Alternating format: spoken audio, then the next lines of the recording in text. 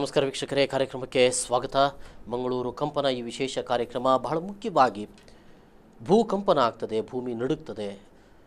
ಇತ್ತೀಚೆಗೆ ಅಷ್ಟೇ ನೇಪಾಳದಲ್ಲಿ ನಡುಗಿದಂಥ ಭೂಕಂಪನದಿಂದ ಇಡೀ ಒಂದು ದೇಶವೇ ನಲುಗಿ ಹೋಗಿದೆ, ತತ್ತರಿಸಿ ಹೋಗಿದೆ, ಜನ ಪ್ರಾಣಗಳನ್ನು ಕಳ್ಕೊಂಡಿದ್ದಾರೆ. ಈ ನಮ್ಮ ಭೂಮಿಗೆ ಅದೊಂದು ಸಣ್ಣ ವಿಷಯ, ಒಂದು ಸೂಕ್ಷ್ಮವಾದಂಥ ವಿಚಾರ ಅಂತ ಆಗಿದ್ದಿರ್ಬೋದು. ಆದರೆ ಇಲ್ಲಿ ವಾಸಿಸ್ತಾ ಇರುವಂಥ ನಮಗೆ ಇಡೀ ಒಂದು ಜನ ಜೀವನೇ ತತ್ತರಿಸುವಂಥದ್ದು ಮತ್ತು ಬಲಿಯಾಗುವಂಥ ಒಂದಷ್ಟು ಪ್ರಮೇಯಗಳನ್ನು ನಾವು ನೋಡ್ತಾ ಇದ್ದೇವೆ. ಏನಿದು ಭೂಕಂಪನ? ಜೊತೆಗೆ ಇತ್ತೀಚೆಗೆ ಒಂದು ಬೆಳಕಿಗೆ ಬಂದಿರುವಂಥ ಒಂದು ಸಂಗತಿ ನಮ್ಮೆಲ್ಲರನ್ನು ಕೂಡ ಆತಂಕಪಡಿಸಿರುವಂಥದ್ದು, ಕರಾವಳಿಯ ಜನರಿಗೆ ಮಂಗಳೂರು ಕೂಡ ಭೂಕಂಪ ವಲಯದಲ್ಲಿದೆ, ಭೂಕಂಪ ವಲಯ 3ರಲ್ಲಿದೆ ಅನ್ನುವಂಥ ಒಂದು ಆತಂಕವನ್ನು ನಾವು ಎದುರಿಸ್ತಾ ಇರೋದು. ಹಾಗಿದ್ದರೆ ಭೂಕಂಪವನ್ನು ಎದುರಿಸಲಿಕ್ಕೆ ನಾವೆಷ್ಟು ತಯಾರಿದ್ದೇವೆ, ನಾವೇನು ತಯಾರಿಗಳನ್ನು ಮಾಡಿಕೊಂಡಿದ್ದೇವೆ? ಹೌದು, ಇದು ಭೂಕಂಪ 3ರ ವಲಯದಲ್ಲಿ ಇರುವುದು ಹೌದು. ಹಾಗಿದ್ದರೆ 3ರ ವಲಯ ಅಂತ ಅನ್ನೋದು ಏನು ಹೇಳುತ್ತದೆ, ನಾವು ಯಾವ ರೀತಿ ತಯಾರಿಗಳನ್ನು ಮಾಡಿಕೊಳ್ಬೇಕಾಗಿದೆ ಅಂತ ಅನ್ನುವಂಥ ಹಲವಾರು ಪ್ರಶ್ನೆಗಳು ನಮ್ಮ ಮುಂದೆ ನಿಲ್ತದೆ. ಎಲ್ಲೋ ಒಂದು ಕಡೆಯಲ್ಲಿ ಭೂಕಂಪ ನಡೀತಾ ಇತ್ತು ಅಂತ ಹೇಳಿದ್ರೆ ಈಗ ನಮ್ಮಲ್ಲೇ ನಮ್ಮ ನಡುವಿನ ನಡೀತಾ ಇವೆಯೋ, ಅದೆಲ್ಲೋ ನಡೀತಾ ಇದ್ದರೆ ನಾವು ಕೂಡ ಕಾಣಲಿಕ್ಕೆ ಸಾಧ್ಯತೆ ಇತ್ತು ಅಂತ ಅನ್ನುವಂಥ ಒಂದಷ್ಟು ಆತಂಕಗಳ ನಡುವೆ ಇವೆಲ್ಲದರ ಹಿಂದೆ ಇರುವಂಥ ವೈಜ್ಞಾನಿಕವಾದ ಕಾರಣಗಳನ್ನು ಕೂಡ ನಾವು ಹುಡುಕಬೇಕಾಗಿದೆ. ಈಗ ನನ್ನ ಜೊತೆಗೆ ಸ್ಟುಡಿಯೋದಲ್ಲಿ ಈ ಬಗೆಗೆ ಒಂದಷ್ಟು ಮಾಹಿತಿಗಳನ್ನು ಕೊಡಲಿಕ್ಕಿದ್ದಾರೆ ಭೂಗರ್ಭಶಾಸ್ತ್ರಜ್ಞರಾದ ಡಾಕ್ಟರ್ BM ರವೀಂದ್ರ ಅವರು ನಮ್ಮ ಜೊತೆಗೆ ಕಾರ್ಯಕ್ರಮದಲ್ಲಿದ್ದಾರೆ. ಡಾಕ್ಟರ್ BM ರವೀಂದ್ರ ಅವರಿಗೆ ಕಾರ್ಯಕ್ರಮಕ್ಕೆ ಸ್ವಾಗತ ಸರ್. ಕಾರ್ಯಕ್ರಮಕ್ಕೆ ಎಸ್. ಅದೇ ರೀತಿಯಲ್ಲಿ ವಿಜ್ಞಾನಿಗಳು, ಜನಪರ ವಿಜ್ಞಾನಿಗಳು, ಅದ್ರ ಜೊತೆಯಲ್ಲಿ ಭೌತಶಾಸ್ತ್ರಜ್ಞರು ಆದಂಥ ಪ್ರೊಫೆಸರ್ KV ರಾವ್ ಅವರು ಕೂಡ ನಮ್ಮ ಜೊತೆಗೆ ಸ್ಟುಡಿಯೋದಲ್ಲಿದ್ದಾರೆ. ಕಾರ್ಯಕ್ರಮಕ್ಕೆ ಸ್ವಾಗತ ಸರ್. ಸರ್, ಒಂದನ್ನು ನಾನು ಕೇಳಬೇಕಾಗಿದೆ. ನೇಪಾಳದಲ್ಲಿ ನಡೆದಂಥ ಒಂದು ಭೂಕಂಪ ಇತ್ತೀಚಿನ ದಿನಗಳಲ್ಲಿ ಆಧುನಿಕವಾಗಿ ಬಹಳಷ್ಟು ಬೆಳವಣಿಗೆಗಳನ್ನು ಹೊಂದಿದೆ, ವೈಜ್ಞಾನಿಕವಾಗಿ ಮತ್ತು ತಂತ್ರಜ್ಞಾನ ಕೂಡ ಬೆಳವಣಿಗೆ ನಾವು ವಿಚಾರದಲ್ಲೂ ಕೂಡ ನಾವು ಬೆಳೆದಿದ್ದೇವೆ.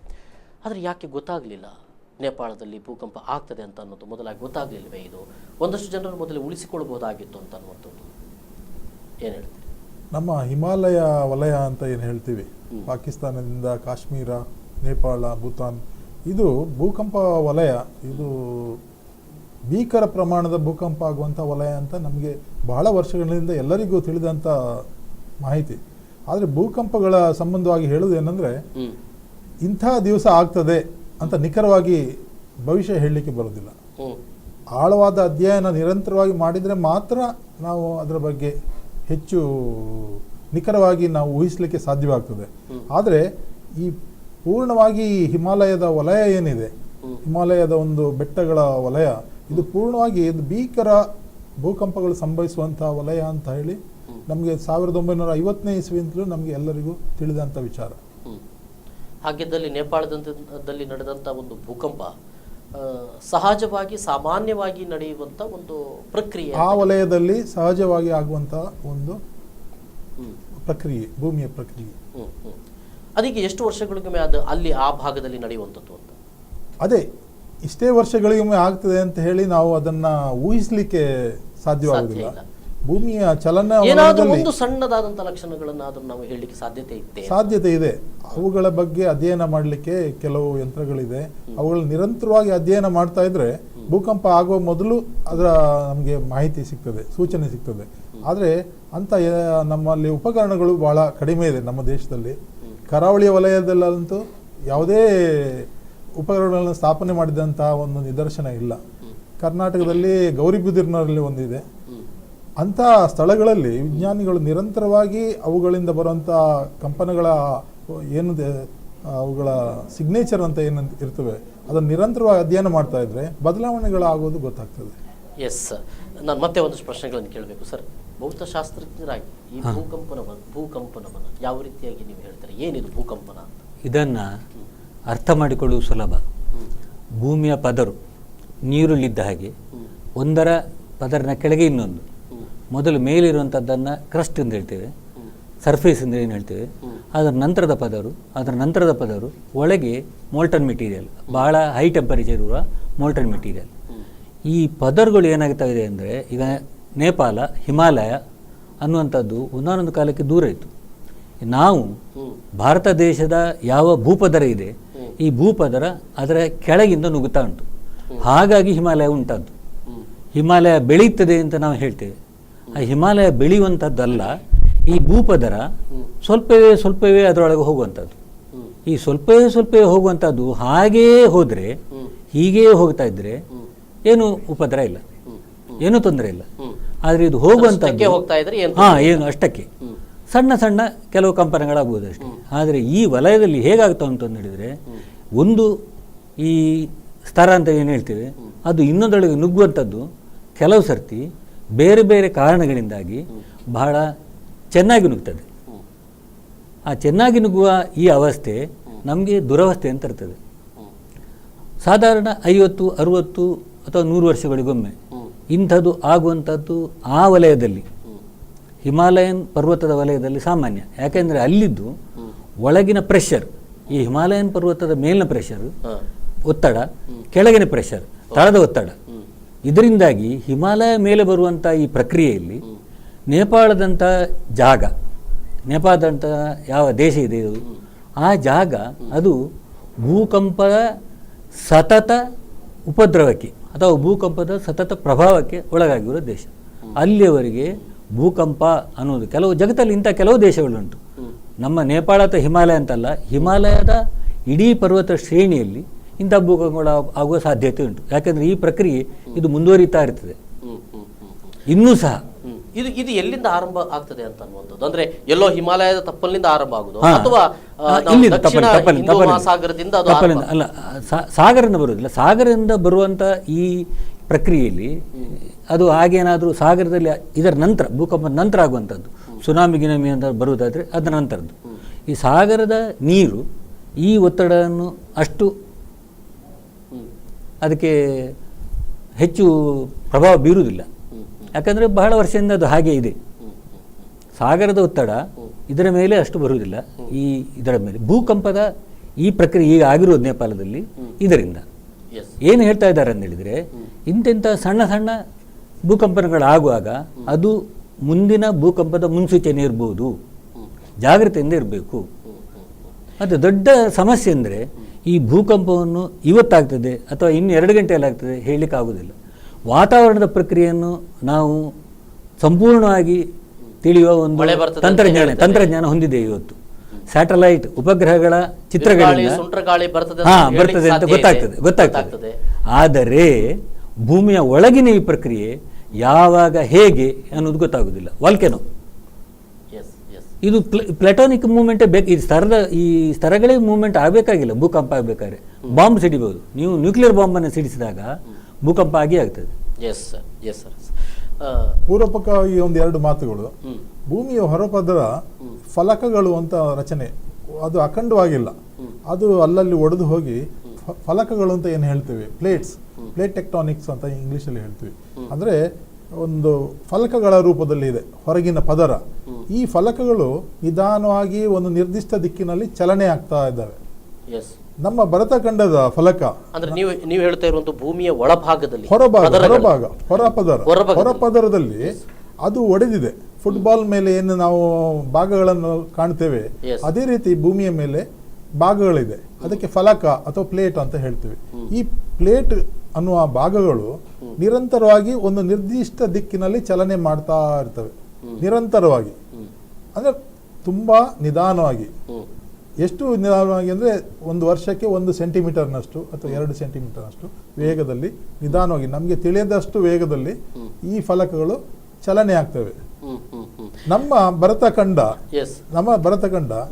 ಈ ನೈಋತ್ಯದಿಂದ ಈಶಾನ್ಯದ ಕಡೆಗೆ ನಿಧಾನವಾಗಿ ಚಲನೆ ಆಗ್ತದೆ.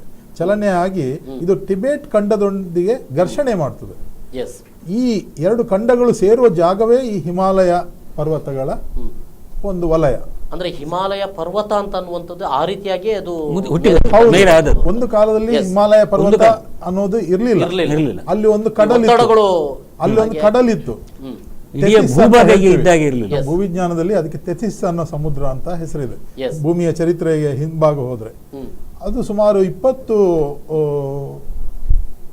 ಮಿಲಿಯನ್ ವರ್ಷಗಳ ಹಿಂದೆ, 2 ಕೋಟಿ ವರ್ಷಗಳ ಹಿಂದೆ ಆ ತೆಥಿಸ್ ಅನ್ನುವ ಸಮುದ್ರದಲ್ಲಿ ಇದ್ದಂತ ಹೂಳು, ಮಡ್ಡಿ, ಸೆಡಿಮೆಂಟ್ ಅಂತ ಏನ್ ಹೇಳ್ತೀವಿ, ಅದೆಲ್ಲ ಈ ಘರ್ಷಣೆಯ ಫಲವಾಗಿ ಮೇಲೆ ಎದ್ದು ಬಂದು ಪರ್ವತ ಸ್ತೋಮವಾಗಿ ನಿಂತಿದೆ.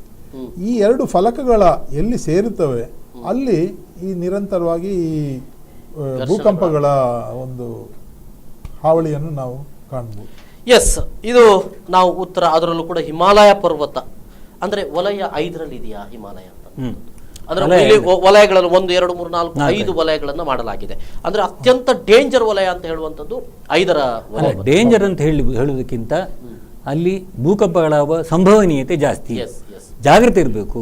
ಯಾಕಂದ್ರೆ ಈ ಭೂಕಂಪ ವಲಯ ಅಂತ ಅಲ್ಲಿ ಎದುರಿಸಬೇಕಾಗುತ್ತೆ. ಅಲ್ಲಿ ಯಾರು ಇರ್ತಾರೆ ಅವರು ಭೂಕಂಪದ ಬಗ್ಗೆ ತಿಳ್ಕೊಂಡಿರ್ಬೇಕು. ಭೂಕಂಪ ಒಂದು ವೇಳೆ ಸಂಭವಿಸಿದ್ರೆ ಅದಕ್ಕೆ ತಯಾರಾಗಿರ್ಬೇಕು. ಕಟ್ಟಡಗಳನ್ನು ಕಟ್ಟುವಾಗ ಈಗ ಜಪಾನ್ನಲ್ಲಿ ಭೂಕಂಪ ಆಗ್ತಾ ಉಂಟು, ಜನ ಬದುಕ್ತಾ ಇದ್ದಾರೆ, ಮಲ್ಟಿ ಸ್ಟೋರ್ಡ್ ಬಿಲ್ಡಿಂಗ್ ಕಟ್ಟಿದ್ದಾರೆ. ಕ್ಯಾಲಿಫೋರ್ನಿಯಾ ಮಳೆ ಬರ್ತಾ ಇರುವ ಹಾಗೆ ಅಲ್ಲಿ ಭೂಕಂಪ ಅಲ್ಲಿ ಭೂಕಂಪ ಅವರಿಗೆ ದಿನನಿತ್ಯದ ಒಂದು ಪ್ರಕ್ರಿಯೆ. ಶಾಲೆಯಲ್ಲಿ ಬಿಲ್ಡಿಂಗ್ ಹೀಗೆ ಕಂಪನಿ ಶುರು ಆದರೆ ಮಕ್ಕಳಿಗೆ ಹೇಳ್ತಾರೆ ಆಗ್ತಾ ಉಂಟು ಭೂಕಂಪ. ಬಹಳ ದೊಡ್ಡ ಭೂಕಂಪ ಆದ್ರೆ ಮಾತ್ರ ತೊಂದರೆ ಅಲ್ಲದೆ ಸಣ್ಣ ಸಣ್ಣ ಭೂಕಂಪ ಆದ್ರೆ ಅಲ್ಲಿಯ ಕಟ್ಟಡಗಳನ್ನ ಹಾಗೆ ಭೂಕಂಪ ತಡೆದುಕೊಳ್ಳುವಂತೆ ಕಟ್ಟಿದ್ದಾರೆ. ಕ್ಯಾಲಿಫೋರ್ನಿಯಾದಲ್ಲೂ ಹಾಗೆ San Francisco has a fault. Doctor Ravindra ಹೇಳಿದ ಹಾಗೆ ಆ ಫಾಲ್ಟ್ ಅನ್ನುವಂಥದ್ದು ಬಹಳ ದೊಡ್ಡ ಭೂಕಂಪ ಪೀಡಿತ ಪ್ರದೇಶ ಅಂತೇಳಿ ನಾವು ಹೇಳ್ತಾ ಇರ್ತೇವೆ. ಅಲ್ಲಿಯ ಮಕ್ಕಳಿಗೆ ಗೊತ್ತುಂಟದು ಏನು ಮಾಡಬೇಕು, ಭೂಕಂಪ ಅಂದರೆ ಏನು, ಹೇಗೆ ಅನ್ನೋದು ಗೊತ್ತಿರಬೇಕು. ಎಸ್ ಸರ್, ಈಗ ಪ್ರಶ್ನೆ ಹುಟ್ಟುಕೊಳ್ಳುವಂಥದ್ದು ಭೂಕಂಪ ವಲಯ 5 ಬಹಳ ಅತ್ಯಂತ ಡೇಂಜರ್. ಈಗ ಮಂಗಳೂರು ಕರಾವಳಿ ಭಾಗ ಭೂಕಂಪ ವಲಯ 3ರಲ್ಲಿದೆ. ಇದು ಒಂದು ರೀತಿಯ ಆತಂಕವನ್ನು ಸೃಷ್ಟಿಸುವಂಥದ್ದು. ಮುಂದೆ ಯಾವತ್ತೋ ಒಂದು ಅಂಥದೇ ಒಂದು ಭೂಕಂಪ ಆಗುವಂಥ ಒಂದು ಸಾಧ್ಯತೆಗಳು ಕೂಡ ಇದ್ದಾವೆ ಈ ಕರಾವಳಿ ಭಾಗಕ್ಕೆ ಅಂತನ್ನುವಂಥದ್ದು ಏನು ಹೇಳ್ತೀರಿ? ಈಗ ವಲಯಗಳು ಯಾಕೆ ಮಾಡಿದ್ದಾರೆ ಅಂದರೆ ಎಷ್ಟು ಪ್ರಮಾಣದ ಭೂಕಂಪ ಆಗ್ಬೋದು ಅನ್ನುವ ಒಂದು ಪರಿಕಲ್ಪನೆಯನ್ನು ಬಳಸಿಕೊಂಡು ಈ ವಲಯಗಳನ್ನು ಮಾಡಿದ್ದಾರೆ. ಅಂದರೆ ಹಿಮಾಲಯದಲ್ಲಿ ಆಗುವಂಥ ಭೂಕಂಪಗಳು ಮಂಗಳೂರಿನಲ್ಲಿ ಆಗ್ತವೆ ಅಂತ ನಾವು ಭಾವಿಸಬಾರ್ದು. ಮಂಗಳೂರಿನಲ್ಲಿ ಕೂಡ ಸಣ್ಣ ಪುಟ್ಟ ಭೂಕಂಪಗಳು ಆಗುವಂಥ ಸಂಭವ ಇದೆ ಅನ್ನುವುದನ್ನು ನಮ್ಮ ಗಮನಕ್ಕೆ ತಂದಿದ್ದಾರೆ ವಿಜ್ಞಾನಿಗಳು. ಏನು ಹೇಳೋದಂದರೆ, ನಾವು ಕಳೆದ 10-20 ವರ್ಷಗಳಲ್ಲಿ ಅನೇಕ ಸಣ್ಣ ಪುಟ್ಟ ಭೂಕಂಪಗಳನ್ನು ಇಲ್ಲಿ ಅನುಭವಿಸಿದ್ದೇವೆ, ಸಣ್ಣ ಪುಟ್ಟ ಘಟನೆಗಳನ್ನು ನೋಡಿದ್ದೇವೆ. ಉದಾಹರಣೆಗೆ 2010ರಲ್ಲಿ ಎಲಿಯಾರ್ ಪದವು ಅನ್ನೋ ಸ್ಥಳದಲ್ಲಿ ಸ್ಥಳೀಯವಾಗಿ ಸಣ್ಣ ಮಟ್ಟದ ಕಂಪನ ಆಯಿತು, ಹಲವು ಮನೆಗಳು ಜರ್ಜರಿತವಾದವು. ಬಹುಶಃ ತಾವು ಮಾಧ್ಯಮದಿಂದ ಅದನ್ನು ಕವರ್ ಮಾಡಿರ್ಬೋದು. ಹೀಗೆ ಅದರ ಹಿಂದೆ ನೀವು ಹೋದರೆ 1996-97ರಲ್ಲಿ ಕೆತ್ತಿಕಲ್ನಲ್ಲಿ ಆದಂಥ ಒಂದು ಭೂಕುಸಿತ, ಇದು ಕೂಡ ಸಣ್ಣ ಕಂಪನವೇ. ಇದು ನಮ್ಮಲ್ಲಿ ಆಗುವಂಥ ಸಣ್ಣ ಮಟ್ಟದ ಕಂಪನಗಳನ್ನು ನಾವು ಭೂಕಂಪದ ಇದಕ್ಕೆ ನಾವು ಸೇರಿಸ್ತಾ ಇಲ್ಲ. ನಮ್ಮಲ್ಲಿ ಅಂದರೆ ಅಧ್ಯಯನದ ಕೊರತೆ ಇದೆ ಒಂದನೇದಾಗಿ, ಅದಕ್ಕೆ ಸಂಬಂಧಪಟ್ಟ ಉಪಕರಣಗಳು ಮತ್ತು ಸ್ಥಾವರಗಳ ಕೊರತೆ ಇದೆ. ಆದ್ರಿಂದಾಗಿ ನಮ್ಮಲ್ಲಿ ನಮ್ಮ ಗಮನಕ್ಕೆ ಬರದಂತೆ ಅದನ್ನು ಭೂಕುಸಿತ ಅಥವಾ ಕಡಲು ಕೊರೆತ ಅಥವಾ ಇನ್ನೊಂದು ಇದರಲ್ಲಿ ನಾವು ಸೇರಿಸ್ತೇವೆ ಅಲ್ಲದೆ ಸಣ್ಣ ಪುಟ್ಟ ಪ್ರಕೃತಿ ವಿಕೋಪಗಳಲ್ಲಿ ಅವುಗಳಲ್ಲಿ ಹಿಂದಿರುವಂಥ ಭೂಮಿಯ ಕಂಪನವನ್ನು ನಾವು ಗುರುತಿಸ್ತಾ ಇಲ್ಲ. ಮಂಗಳೂರಿನಲ್ಲಿ ಅನೇಕ ವರ್ಷಗಳಿಂದ ಬಹುಶಃ 4-5 ಸಾವಿರ ವರ್ಷಗಳಿಂದ ಆಗಿದ್ದಕ್ಕೆ ಸಣ್ಣ ಪುಟ್ಟ ದಾಖಲೆಗಳಿದೆ. ಉದಾಹರಣೆಗಳು, ನಮ್ಮ ನದಿಗಳು ಅನೇಕ ಬಾರಿ ಸ್ಥಾನಪಲ್ಲಟ ಹೊಂದಿದೆ. ಸ್ಥಾನಪಲ್ಲಟ ಹೊಂದಬೇಕಾದ್ರೆ ಇದಕ್ಕೆ ಹಿಂದೆ ಭೂಕಂಪನಗಳೇ ಕಾರಣ. ಭೂಮಿ ಕಂಪನವಾಗುವುದರಿಂದಾಗಿ ನದಿಗಳು ಸ್ಥಾನಪಲ್ಲಟವಾಗುವ ಸಾಧ್ಯತೆ ಇದೆ. ಅನೇಕ ಉದಾಹರಣೆಗಳಿದೆ. ಉದಾಹರಣೆಗೆ ನಮ್ಮ ಗುರುಪುರ ನದಿ 1887ರವರೆಗೆ ಸುಲ್ತಾನ್ ಬತ್ತೇರಿ ಹತ್ರ ಕಡಲ್ ಸೇರ್ತಾ ಇತ್ತು. ಈ ಮಾಹಿತಿ ಬಹಳ ಜನರಿಗೆ ಗೊತ್ತಿಲ್ಲ. 1887ರಲ್ಲಿ ಒಂದು ದಿವಸ ಇದ್ದಕ್ಕಿದ್ದಾಗೆ ಎಲ್ಲಿ ಸುಲ್ತಾನ್ ಬತ್ತೇರಿ ಹತ್ರ ಬೋಳೂರಿನ ಹತ್ರ ನಮ್ಮ ಗುರುಪುರ ನದಿ ಕಡಲ್ ಸೇರ್ತಾ ಇತ್ತು. ಅದು ತನ್ನ ದಿಕ್ಕು ಬದಲಾಯಿಸಿ ದಕ್ಷಿಣಕ್ಕೆ ಹರಿದು ನಮ್ಮ ಉಳ್ಳಾಲ ಬೆಂಗರೆ ಹತ್ರ ನೇತ್ರಾವತಿ ಒಂದಿಗೆ ಸೇರಿ ಕಡಲು ಸೇರುವಂತ ಒಂದು ಪರಿಕ್ರಮ ಆರಂಭವಾಯಿತು. ಅಲ್ಲಿವರೆಗೆ ಅದು ನಮ್ಮ ಬೋಳೂರಿನ ಹತ್ರ ಸೇರ್ತಾ ಇತ್ತು. ಇಂಥ ಅನೇಕ ಸಂಗತಿಗಳು ನಮ್ಮ ನಗರದಲ್ಲಿಯೇ ಇದಾವೆ. ಅಂದ್ರೆ ಇವೆಲ್ಲವೂ ಕೂಡ ರುಜುವಾತಾಗಿರುವಂತದ್ದು. ಅಂದ್ರೆ ವಲಯ 3ರಲ್ಲಿದೆ ಮತ್ತು ಈ ರೀತಿಯ ಕಂಪನಗಳು ಆಗ್ತಾನೆ ಇವೆ ಅಂತ ಆಗಿದೆ. ಎಸ್, ಆಗ್ತಾನೆ ಆಗಿವೆ ಅಂತ ಅನ್ನುವಂಥದ್ದು. ಅಂದ್ರೆ ಈಗ ಮತ್ತೆ ಈಗ ಏನು ಈಗ ನೇಪಾಳದಲ್ಲಿ ಅಥವಾ ಈಗ ಒಂದು ರೀತಿಯಲ್ಲಿ ಹಿಮಾಲಯದಲ್ಲಿ ಆಗ್ತಾ ಇರುವಂತ ಒಂದು ಭೂಕಂಪನಗಳು ಆಗಾಗ ಕಾಣಿಸಿಕೊಳ್ತಾ ಇರುವಂತದ್ದು, ಇದು ಎಲ್ಲೋ ಮತ್ತೆ ಒಂದಷ್ಟು ನಮ್ಮ ಆತಂಕಗಳನ್ನು ಹೆಚ್ಚು ಮಾಡಿವೆಯಾ ಅಂತ ಅನಿಸ್ತಾ ಇದೆಯಾ ಅಂತ? ಹೌದು, ನಾವು ಎಚ್ಚರವಾಗಿರ್ಬೇಕು ಅಂತ ನಮಗೆ ಅದನ್ನ ಸೂಚನೆ ನೀಡ್ತಾ ಇದೆ. ಮತ್ತೆ ಅಂತ ಸಂದರ್ಭಗಳಲ್ಲಿ ಅಂತ ವಲಯಗಳಲ್ಲಿ ಇನ್ನಷ್ಟು ಆಗುವಂತ ಸಾಧ್ಯತೆ ಇದೆ. ಯಾವುದೋ ಕಾರಣಗಳಿಂದ ಇದು ಟ್ರಿಗ್ಗರ್ ಆಗ್ತದೆ, ಒಂದು ಕ್ಷಣದಲ್ಲಿ ಆರಂಭವಾಗ್ತದೆ. ಬಹುಶಃ ಮಳೆಯ ಸನ್ನಿಹಿತ ಕಾಲದಲ್ಲಿ ಬಹುಶಃ ನಾವು ಬಹಳಷ್ಟು ನೋಡ್ಬೋದು. ಈ ಭೂಕಂಪ ಆಗುವ ಹಿಂದಿನ ಮುಂದಿನ ದಿನಗಳಲ್ಲಿ ನೀವು ಗಮನಿಸಿದರೆ ಭಾರತದ ಅನೇಕ ಕಡೆ ಅಪರೂಪವಾದ ಮಳೆ ಆಗಿದೆ, ಬಿರುಗಾಳಿ ಮಳೆ. ಎಸ್ ಸರ್, ಇವೆಲ್ಲದರ ಬಗ್ಗೆ ನಾನು ಒಂದಷ್ಟು ಕೇಳಬೇಕು. ಅಂದ್ರೆ ಇಲ್ಲಿ ಮಳೆ ಆಗೋದು ಅಥವಾ ಗಾಳಿಗಳು ಬರೋದು, ಭೂಕಂಪಗಳು ಸಂಭವಿಸುವುದು, ಇವೆಲ್ಲ ಒಂದಷ್ಟು ಸಂಬಂಧಗಳು ಇವೆ ಅಂತ ಅನ್ನುವಂಥದ್ದು. ಎಸ್, ಒಂದು ಸಣ್ಣ ವಿರಾಮ ತೆಗೆದುಕೊಳ್ಳುತ್ತೇವೆ ವೀಕ್ಷಕರ. ವಿರಾಮದ ನಂತರ ಈ ಬಗೆಗಿನ ಒಂದಷ್ಟು ಸಂವಾದ ಮತ್ತೆ